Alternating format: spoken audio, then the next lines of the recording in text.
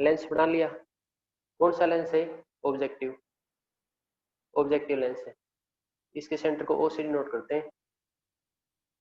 Telescope है, light रे तो पैरेलल ही आएंगी, इन्फिनिटी से आएंगी, ठीक है। और थोड़ा ऊपर से नहीं लेनी लाइट रे, नहीं तो इधर वाला लेंस और भी बड़ा बनाना पड़ेगा इमेज को देखने के लिए, लेकिन बड़ा नहीं होना चाहिए लेंस, ये छोटा होना चाहिए बड़ा। तो लाइट रे इसके पास से लेंगे, इसके पास से, तो ये लाइट रे सेंटर से पास जाएगी और सीधी जाएगी, एक थोड़ी ऊपर जा रही है और दोनों पैरेलल है, तो इन्फिनिटी से आ रही है पैरेलल, तो ये लिख सकते हैं light rays from distant object, distant का मतलब दूर, ठीक है। इधर जा रही है, ये इधर बैंड हो जाती है, जहाँ पे दोनों बैंड हो गई यहाँ पे इमेज बनेगी। तो इधर कोई भी ऑब्जेक्ट था, इधर ए डैश बी डैश, इसकी लोकेशन क्या थी? इन्फिनिटी, ठीक है ना। तो इससे लाइट रे आई, ये एरो जरूर बनाएंगे। इधर इमेज बन गई ए डैश बी डैश। फिर मैंने बताया था कि जहाँ पे क्रॉस हो जाए ना उससे आगे लेंस बना लो, क्योंकि अब साफ दिख रहा है, इतने लेंस से काम चल जाएगा। बनाओ लेंस, बन गया लेंस।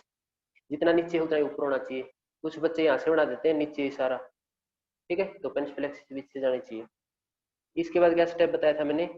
इसके सेंटर से एक डॉटेड लाइन लगाओ, सेंटर से डॉटेड लाइन लगा दी। ये आई पीस है, आई पीस है, तो इसका सेंटर को ई से नोट करते हैं, ठीक है। क्या कह रहा है? इमेज कहाँ पे बढ़नी चाहिए? इन्फिनिटी पे। इसका मतलब यहाँ से जो लाइट रे चलेंगे ना वो पैरेलल ही चलनी चाहिए, तो इसके भी पैरेलल चलनी चाहिए, और इसके पैरेलल चलनी चाहिए, तो पैरेलल ऐसे। तो ये लाइट रे इधर जाएंगे पैरेलल, और पैरेलल जाएंगे तो इससे पैरेलल, तो इससे पैरेलल, ठीक है ना। ये तीनों पैरेलल चलेंगे अब।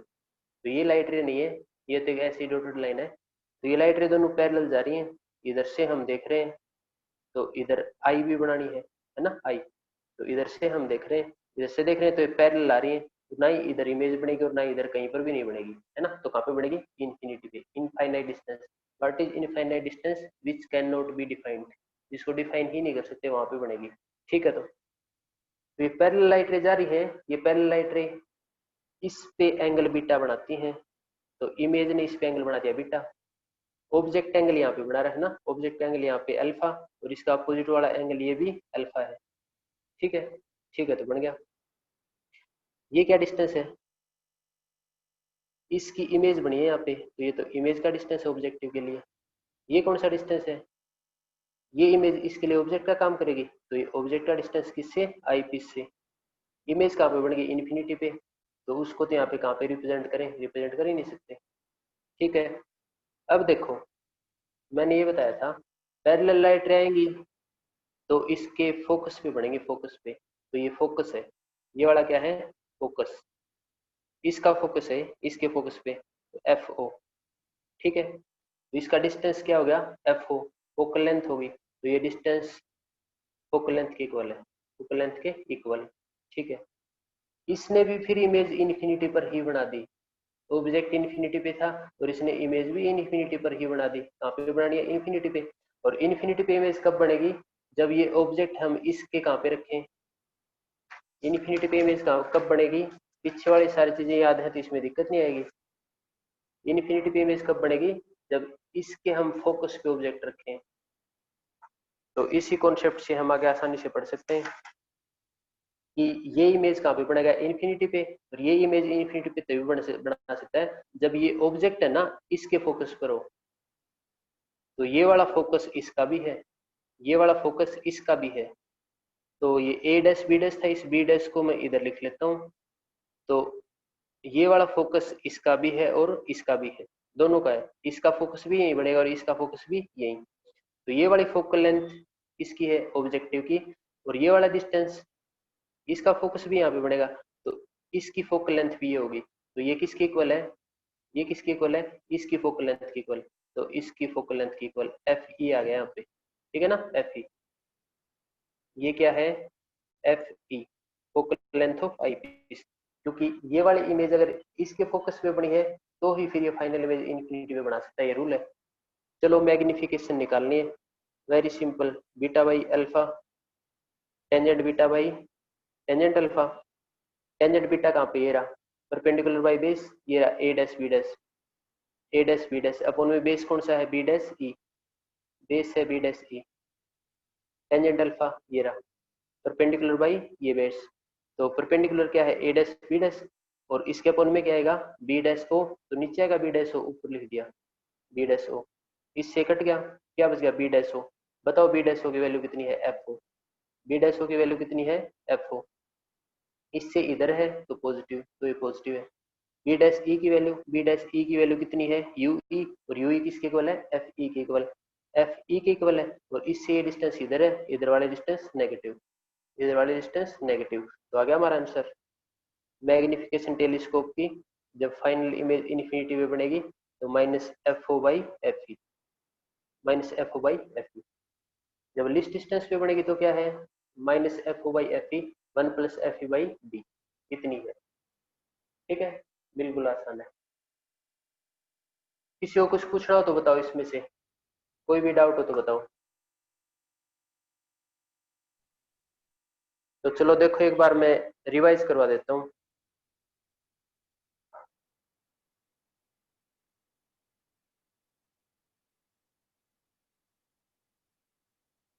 देखो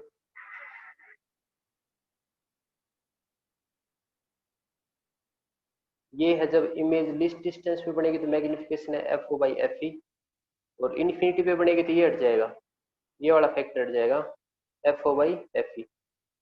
ठीक है, माइनस क्या बताता है इन्वर्टेड इमेज बनेगी तो इस तरफ बनेगी, तो नीचे बनेगी इन्वर्टेड ही बनेगी जहां पर भी बनेगी। ठीक है, ऐसे केस हमने कंपाउंड माइक्रोस्कोप के पढ़े थे। कंपाउंड माइक्रोस्कोप में पहला लेंस शॉर्ट फोकल लेंथ का और दूसरा लार्ज फोकल लेंथ का, ये माइक्रोस्कोप है। तो टेलीस्कोप में इससे उल्टा है, टेलीस्कोप में पहले वाला लेंस बड़ा और दूसरे वाला छोटा। एक बात तो ये ध्यान रखनी है, टेलीस्कोप में वैसे कौन सा भी एडजस्टमेंट हो लाइट रे इन्फिनिटी से ही आएंगी। ठीक है ना, लाइट रे हमेशा इन्फिनिटी से आएंगी। ठीक है, आगे देखो टेलीस्कोप में अगर हमने लिस्ट डिस्टेंस पे बनाया था ना तो इसका मैग्निफिकेशन ये आया था minus L by F O one plus D by F E. ठीक है, और इसका थोड़ा सा चेंज है, अगर हम टेलीस्कोप निकालेंगे तो कितना चेंज है इसका, वन प्लस ये एफ ऊपर कर दिया और डी नीचे कर दिया। अभी हमने निकाला ना, इसमें क्या किया है एफ ऊपर कर दिया और डी नीचे कर दिया। यहाँ पे एल बाई एफ ओ था, देखो यहाँ पे एल बाई एफ ओ था तो एफ ओ को ऊपर कर दिया, एफ ओ को ऊपर कर दिया, और नीचे एल आएगा, एल का मतलब डिस्टेंस, ट्यूब का डिस्टेंस, जो टेलीस्कोप माइक्रोस्कोप की ट्यूब होती है ना उसका डिस्टेंस, तो उसके डिस्टेंस की जगह यहाँ पे एफ ई आएगा टेलीस्कोप में। तो दोबारा से एक बार ध्यान दे लो, सिंपल माइक्रोस्कोप का क्या था, सिंपल माइक्रोस्कोप का लिस्ट डिस्टेंस पे निकालते हैं तो यह था one plus D by F, और इन्फिनिटी पे निकालते हैं, इन्फिनिटी पे निकालते हैं तो क्या था डी बाई एफ। तो ये चारों अभी मैं याद करवाता हूँ, छह कर लिया हमने, छह के छह भी याद करते हैं। देखो पहला क्या था, सभी एक्टिव है, सिंपल माइक्रोस्कोप कौन कौन एक्टिव है,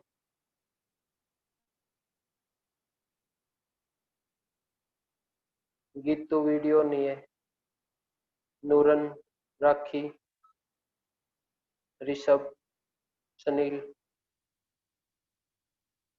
धीरज। देखो सिंपल माइक्रोस्कोप के भी दो केस थे, when image formed at least distance, image formed at infinity। फिर क्या पढ़ा कंपाउंड माइक्रोस्कोप, इसको भी दो केस थे है ना। फिर आज क्या पढ़ा हमने टेलीस्कोप, इसके भी दो केस है। ठीक है, ठीक है, तो इसकी मैग्निफिकेशन कितनी आई when image formed at least distance simple microscope की, इसकी magnification I one plus D by F. Infinity पे इमेज बनती है तो इसकी कितनी आई मैग्निफिकेशन डी बाई एफ, तो इसमें वन कम हो गया डी बाई एफ, बस लास्ट वाला आया। तो इसका मतलब इन्फिनिटी पे बढ़ेगी ना तो मैग्निफिकेशन कम आई, ये ज्यादा है वन ज्यादा है इसमें, तो D by F. Compound microscope की कितनी आई मैग्निफिकेशन, तो कंपाउंड माइक्रोस्कोप की मैग्निफिकेशन आई m equal to minus L by F O one plus D by F E. ये भी ध्यान रखना बच्चे, इसमें भी कंफ्यूज होंगे, एफ ओ एफ ही क्या है। मैंने ये बताया था कि ये जो मैग्निफिकेशन है ना, ये जो मैग्निफिकेशन है, तो जैसे टेलीस्कोप में दो लेंस यूज हो रहे हैं, माइक्रोस्कोप में भी दो लेंस यूज हो रहे हैं, तो इनकी दोनों की मैग्निफिकेशन का मल्टीप्लीकेशन है। तो पहले कौन सा है, ऑब्जेक्टिव, फिर कौन सा है, आईपीस। तो इन दोनों की मैग्निफिकेशन का मल्टीप्लीकेशन है टोटल रिजल्ट। तो पहले ओ है तो पहले आएगा ओ, बाद में ई है तो बाद में आएगा ई, ठीक है ना। ये मैग्निफिकेशन है ऑब्जेक्टिव लेंस की, ये किसकी है, आईपीस की। तो इन दोनों का मल्टीप्लाई कर रखा है, ये ऑब्जेक्टिव की मैग्निफिकेशन हो रही है आईपीस की, इसलिए यहाँ पे ई आएगा, focal length of eyepiece, focal length of objective. और न्यूमेरिकल में भी साफ साफ दिया मिलेगा, वो ऐसे ही पुट करना है। इसको इधर लिख दिया, इसको इधर, तो आंसर गलत आएगा। चलो ठीक है फिर। अब देखो कंपाउंड माइक्रोस्कोप की ये मैग्निफिकेशन है जब इमेज लिस्ट डिस्टेंस पे बनेगी, और अब हम लिख रहे हैं जब इमेज इन्फिनिटी पे बनेगी। तो पहले वाला तो as it is minus L by F O, L by F O. और अब यहाँ पे आ जाओ, इमेज लिस्ट डिस्टेंस पे बने तो one plus D by F, और इन्फिनिटी पे बने तो ये वन हट जाता है, वन हट गया तो डी बाई एफ। तो यहाँ पे भी आ जाओ, लिस्ट डिस्टेंस पे बनेगी तो one plus D by F, और इन्फिनिटी पे बनेगी तो यहाँ से वन हटा दो, तो वन हटाओ, डी बाई एफ ही बच गया। तो यहाँ पे बच गया डी बाई, ये एफ ओ था ना, ये तो एफ ओ था, ठीक है, यहाँ पे बच गया वन हटा दिया, डी बाई एफ ही, ठीक है। तो बिल्कुल आसान है याद रखना। तो इसमें भी इधर से इधर आएंगे तो एक कम हो जाता है, इसमें भी इधर से इधर आएंगे तो एक कम हो जाता है, ठीक है। तो ये आगे कंपाउंड माइक्रोस्कोप के, ये किस पे था, लिस्ट डिस्टेंस और ये इन्फिनिटी पे। देखो ये थे क्या, कंपाउंड माइक्रोस्कोप का लिस्ट डिस्टेंस पे था, है ना, one plus D by F E. और इन्फिनिटी वाले पे क्या था, L by F O D by F E. तो इसके साथ जो वन का प्लस था ना, जो वन इधर प्लस में था वो हट गया, तो डी बाई एफ ई ही आ गया इसके साथ, तो इसके साथ में आ गया डी बाई एफ ई। ये याद करने का तरीका है। चलो आगे देखो,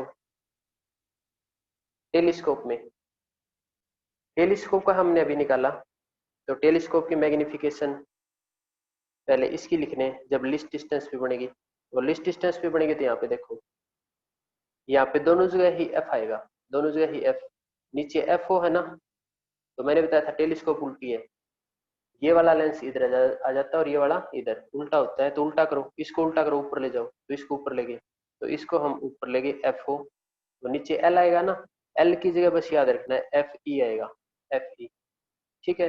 तो फिर यहाँ पे वन प्लस, ये था ना, इसको उल्टा करो, उल्टा एफ ई ऊपर कर दो, डी नीचे कर दो, तो एफ ई ऊपर कर दो, डी नीचे।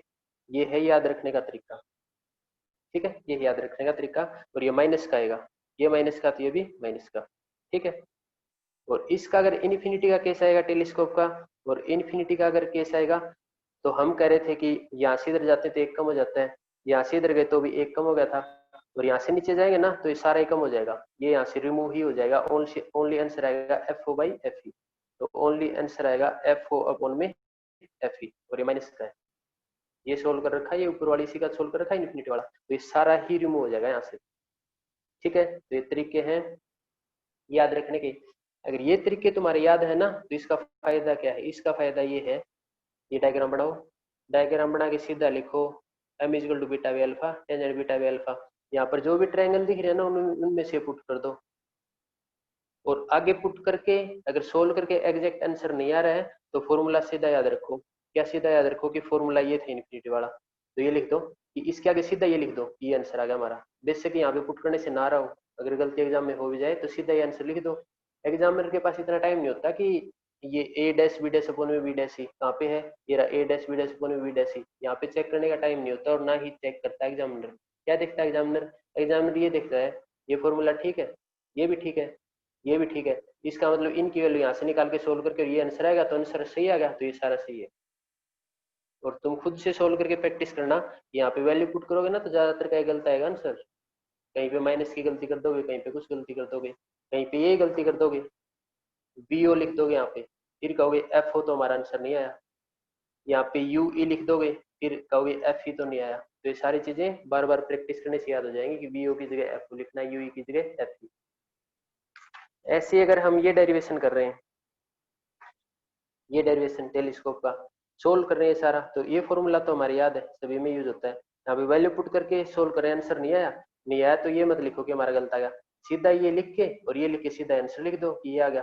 तो एग्जामिनर थोड़ी ना चेक करेगा तुमने फॉर्मूला अप्लाई किया सही है गलत है, ये चेक करेगा ये फॉर्मूला सही है, ये भी सही है, इसका मतलब ये टेंजेंट बीटा और अल्फा इसने यहाँ से निकाले हैं और यहाँ से निकाले तो ये आंसर आ गया, तो सारा सही है।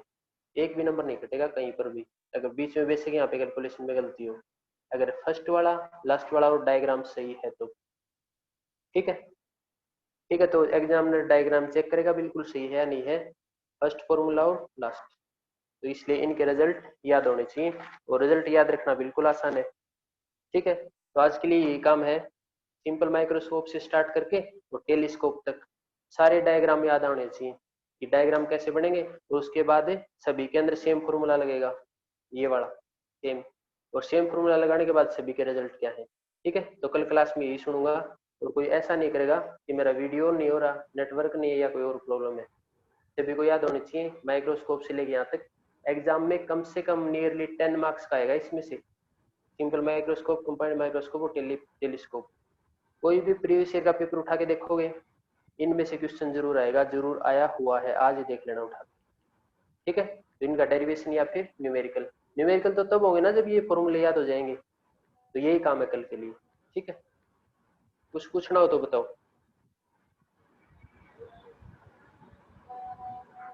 ठीक है, ओके बाय।